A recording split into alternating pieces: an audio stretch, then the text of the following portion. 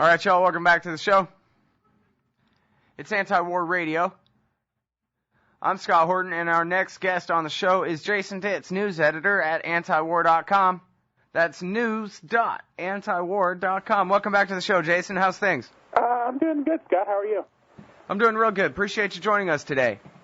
So I was thinking there's, 3 or 4 wars and revolutions and things I want to ask you about, starting with Libya, which apparently Donald Trump and the birth certificate is a far more important news story than Libya. You would think a brand new war would be worth news coverage for a couple of weeks, but nah, that's pretty much over with as far as TV is concerned. But I was looking at what you were writing at news.antiwar.com, and it seemed like, nope, the war's still going on over there. How's it going? Are the civilians nice and protected? Well, it's really hard to tell what's going on in the war because, as you say, there's not a lot of coverage, and that's true not just in U.S. media outlets but internationally. Of course, the NATO is still dropping bombs across the nation. The Gaddafi forces are still trying to take over the city of Misrata. I think a lot of the lack of coverage is the fact that there haven't been major changes on the ground. It's been largely a stalemate, with neither side able to do much more than move the front line a few feet one way or the other in some of these cities that are being contested. And it seems like what's ultimately going to have to happen is some sort of partition because neither side seems to be able to defeat the other. Mm-hmm. Well, now, so what about the Reaper drones? That's changing everything, right? Well, it's adding another element, but so far they've been used kind of sparingly, and while NATO's talking up, escalating the number of strikes over the past few days, I don't really think that what NATO's doing is going to mean an awful lot on the ground one way or another. Are they trying to assassinate Gaddafi? Is that it? They say they're not, but they're also bombing his house. And they're also saying, well, if we keep bombing his house, he might move to a barracks, which would be a legitimate target. So, okay, it's really hard to tell. As with everything else in this war, it's all sort of vaguely defined, and there aren't really concrete goals or strategies. Wow. So, was that the plan, or there just really was no plan? I guess that's anyone's guess, but to me it seems like there really was no plan and that this was much like Egypt. What happened in Libya took everybody by surprise, and they just decided one Thursday afternoon, hey, I bet we can get the United Nations to approve a no-fly zone, and somebody said, hey, I bet we could use that as a pretext for war, and within a couple of days the bombs were being dropped, and nobody really asked, what's this war going to accomplish? How's it going to be fought? What's the end game strategy, which is the key thing? Well, but the thing is, Gates asked those things publicly, basically. He kind of gave the senators a dressing down and said, look, man, there's no such thing as just a no-fly zone, all right? That means we're getting into a war, and it's going to mean we got to start bombing targets on the ground. And then, obviously, the next domino is we got to make sure that the bad guys don't win no matter what. Means we're there for the long haul. Right, and not long after that, Secretary Gates also said that Libya was not a vital American interest. There was no national security interest in going to war here, but they did it anyway, and I don't think it was something that was some sort of carefully drawn-out scheme to get us into another war. I think it was just hastiness and a determination not to look like they were standing on the sidelines, that they just decided they were going to get involved in a war here. Yeah. Well, and I can't help but think that somewhere in the conversation was, you know what, and if we're stuck there forever, cool. Why not? Well, I'm sure that's a factor, too, but whether that was a factor for the top leadership or just for the military contractors that are going to make billions of dollars on building all these bombs to drop on Libya, I don't know. Yeah. Now, let's see, I guess a couple of weeks ago there was some talk in NATO, and an American general, too, I think, had said that, yeah, it's time to start thinking about putting in the ground troops. Has there been much more talk like that so far?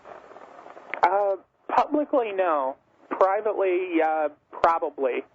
I think there's been a lot of talk of the United Nations directive that was used as a pretext for the war is so clear about you can't send in ground troops. It's very explicit right in there, and that was the only way they were able to get the Arab League to go along with the no-fly zone. Well, but doesn't it say no armies of occupation? Right, but they sold that to the Arab League as this means no ground troops. Mm-hmm. And now they're saying, well, they might be able to argue around it, but it's also going to cost them support internationally, which seems to be the only reason that they're not sending in ground troops. It seems like escalating this into an even bigger quagmire doesn't even enter into it. It's just a question of how bad will it look to the Arab League if we do it. But I've also heard unofficially that there already are some ground troops there. I mean, above and beyond the CIA operatives, which were there before the war even started. Mm-hmm. Well, and that still just means Special Operations Command guys, or that means the U.S. Army's building the base on the ground? Well, I'm not really sure how far it goes. There's certainly not publicly there, but privately there certainly are some troops there, and special operations forces or what, I'm not really sure. Yeah. Well, I mean, it seems to me like even if they kill Gaddafi, they still have to guarantee the new democratic government there and whatever nonsense, train up a new army and all that. And then their other options are, the Iraq model from the 90s, just blockade them and bomb them forever, at least half the country, and do a no-fly, no-drive zone thing and try to keep that permanent at some point. Or admit defeat. Admit, oops, we shouldn't have done this at all, and now we're just going to go, and yeah, Gaddafi's going to win, but what are you going to do? I mean, those are their three options. The third one is not an option for any president but Ron Paul. The other two are really messy, and I guess the second leads back to the first anyway. Eventually, they're going to have to force a regime change here. For too long, probably.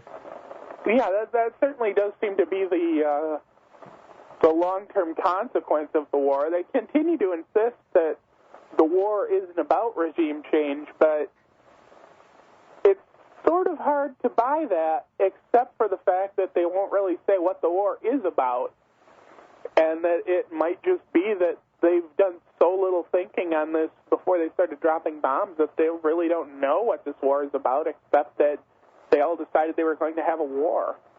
Well, it seems like, I mean, I don't really know, but I guess that oil's got to have a lot to do with the motivation of the French and the Italians and the British in this thing. But I don't know why Americans got to go and pay for all this and do the killing and dying in it.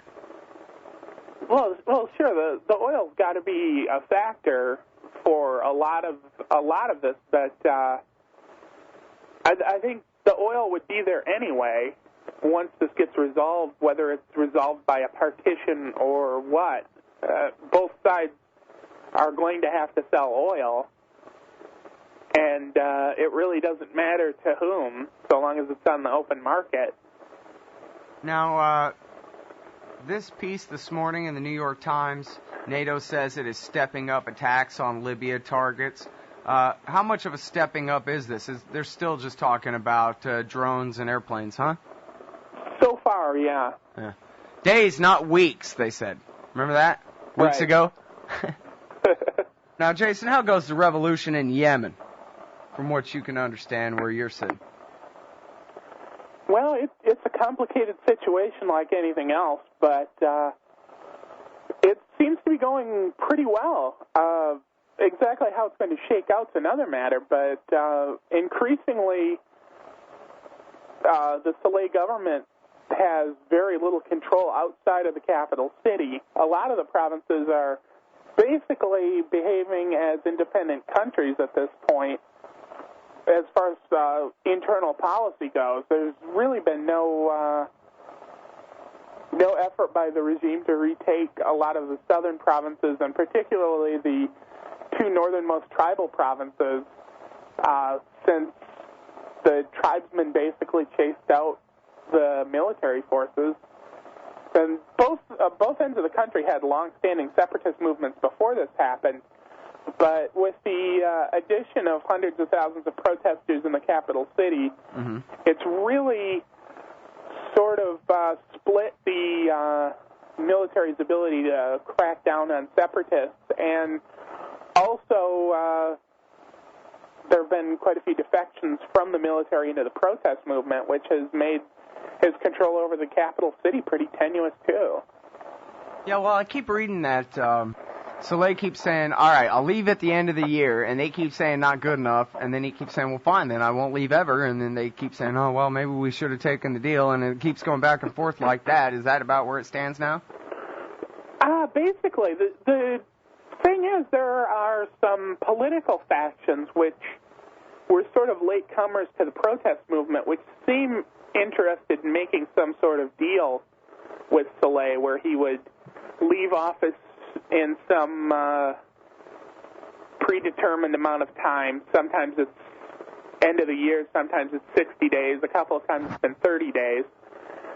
But the downside of that is he's just handing over power to his vice president, who's also a top military general, and nothing else really changes. So for the protesters, it doesn't seem like a great option because their problem isn't just that Saleh is their multi-decade military strongman ruler.